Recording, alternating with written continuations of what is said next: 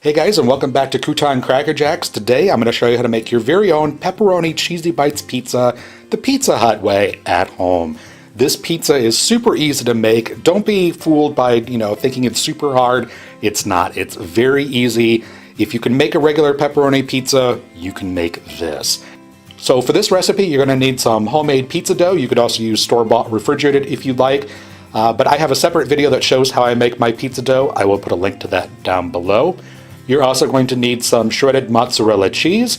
You're also going to need pizza sauce, of course. Again, you could use homemade or pre-bought. You're also going to need pepperoni or toppings of your choice, some string cheese, melted butter, and garlic powder. So let's get started. Now, I've already gone ahead and made up my pizza dough, and I've covered that, let it rise for an hour until it was doubled in size. And now I'm going to place this onto a 16-inch pizza pan. A lot of people have asked me on my previous pizza videos where I get my pizza pans. This is just a cheap $2 Walmart pizza pan. It's made of aluminum. It's super thin and lightweight, which is exactly what you want for pizza because it lets the heat go right through the pan, right to the crust, so you get a nice, evenly done crust. But you want to pat your pizza dough all the way out to the edges of your pan. And I'm just using my fingertips to do this. Work around the dough evenly so it stays circular. And you just want to pat this out until it goes about a ½ inch or so beyond the edge of the pan, because we're actually going to be folding the edges up and over around cheese. But once you get your crust spread all the way out, you want to take some string cheese. This is just the regular old individually wrapped string cheese that you can buy for like $1 a piece. Go ahead and unwrap those. I'm using 8 pieces for this 16-inch pizza. You're going to place those evenly around the edge of the crust. And then you want to take the very edge of the crust and fold that up and over your cheese sticks, encapsulating them completely.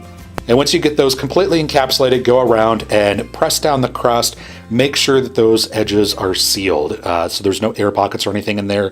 You want the dough wrapped tightly around the cheese sticks.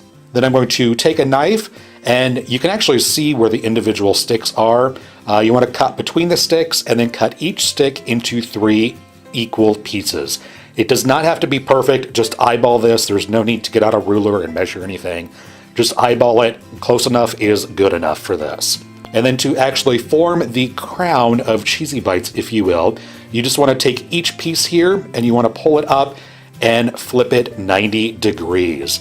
When you turn these over, make sure that that sealed side where the seam is of the dough stays on the bottom, so that way when you bake it, they stay sealed, that they don't come undone. And just go around and turn each of these pieces 90 degrees. They don't have to be touching. It's perfectly fine if there's space between them. That's actually preferable because this dough will kind of rise and spread out as it bakes. And now we can go ahead and build the toppings on our pizza. I'm just going to take my pizza sauce here. Again, I will put a link that shows how I make that down below. It's super simple. It's tomato paste, water, basil, oregano, onion powder, garlic powder, a little bit of salt, I think. But I'll put the recipe down below for that. I'm using about a ½ cup or so of sauce, and just using the back of the spoon, I'm going to spread an even layer of this all the way across the bottom of my pizza dough. You want to make sure that that sauce goes all the way up to the edges of the pizza bites, but don't go real heavy on this pizza sauce. Using too much sauce ends up making like a soggy crust. That's not good. So just use a thin layer. And then I'm going to top this with some shredded mozzarella cheese. Now, a lot of people ask me how I get my cheese really melty on my pizzas. The secret is I grate my own mozzarella cheese. Just buy the block of low moisture mozzarella cheese, grate it on a grater. The pre-shredded stuff has cellulose on it, which kind of impedes the meltiness of the cheese. So whenever you can, if you're going to melt cheese, buy the block of cheese and shred it yourself. But I ended up using about 6 ounces of cheese here. You just want to spread that evenly, again, all the way to the edges of the cheesy bites. And then I'm going to top my pizza with pepperoni. You could use whatever toppings that you wish. I'm just keeping it simple and using pepperoni. When you do use pepperoni, because pepperoni shrinks up in the oven when you bake it, place your pepperoni slices close together, almost overlapping them a little bit, and go as heavy on the pepperoni as you want.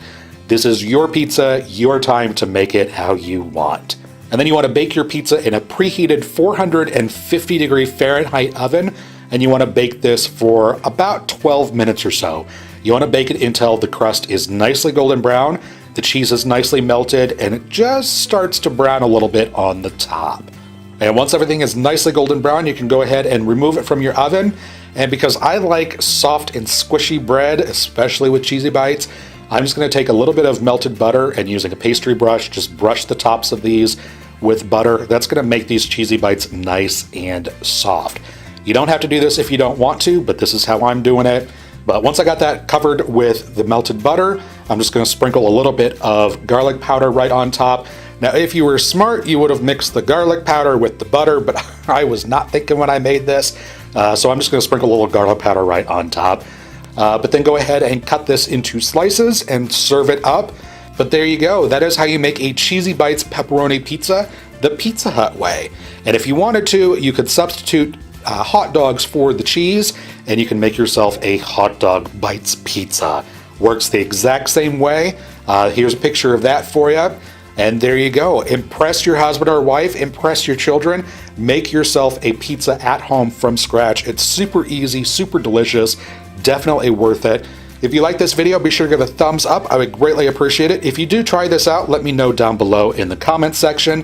Thanks so much for watching, and we'll see you next time.